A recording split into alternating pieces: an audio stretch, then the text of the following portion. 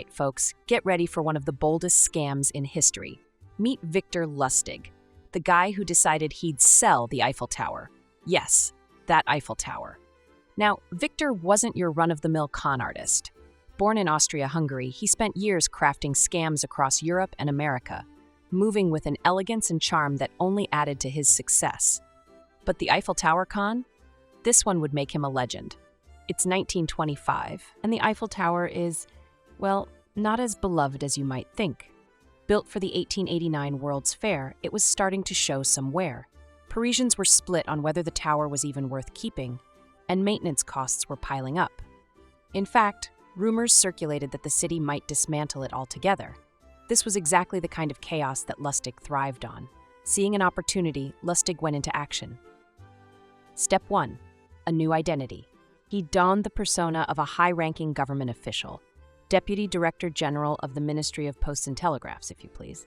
He even created fancy government stationery to make the scheme look authentic, and booked himself a room at the Hôtel de Crillon, one of the most prestigious hotels in Paris.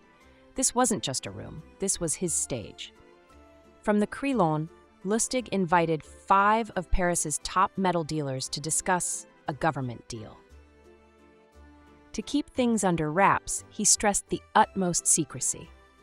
Then came the pitch. Due to mounting maintenance costs, the French government had decided to quietly sell the Eiffel Tower as scrap metal. Paris just couldn't afford it anymore, he claimed, and he was looking for a buyer who'd be able to handle the delicate task of dismantling the beloved tower without causing a public outcry. Now, Lustig had no intention of meeting all 5 dealers. He just needed to figure out who was the best mark. After some initial meetings, he zeroed in on André Poisson, a businessman trying to make it big in Paris.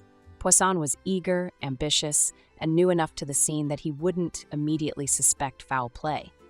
Lustig knew he had his guy. Over the next few days, Lustig worked on Poisson, selling him on the idea and also subtly suggesting that a processing fee might speed things up.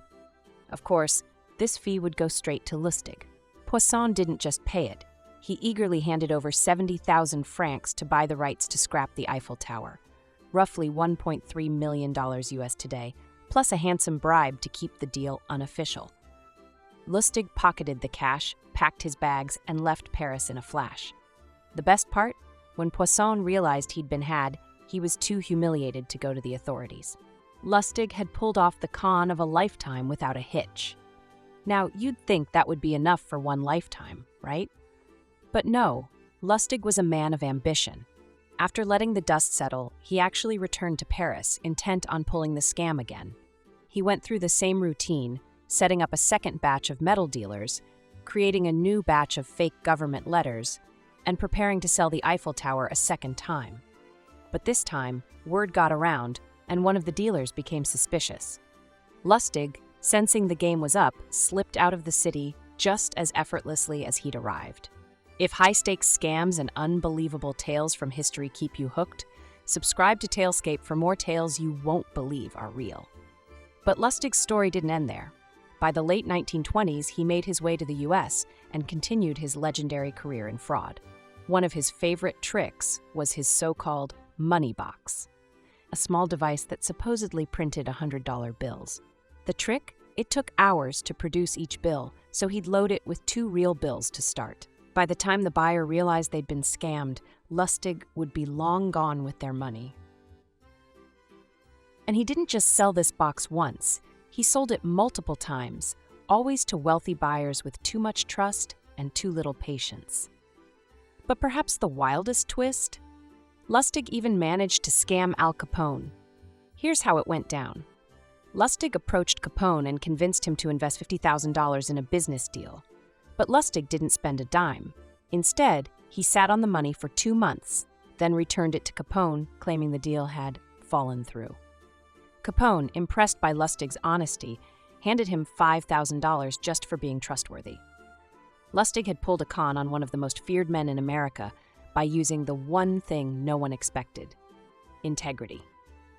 For years, Lustig managed to stay one step ahead of the law, but his luck finally ran out in 1935.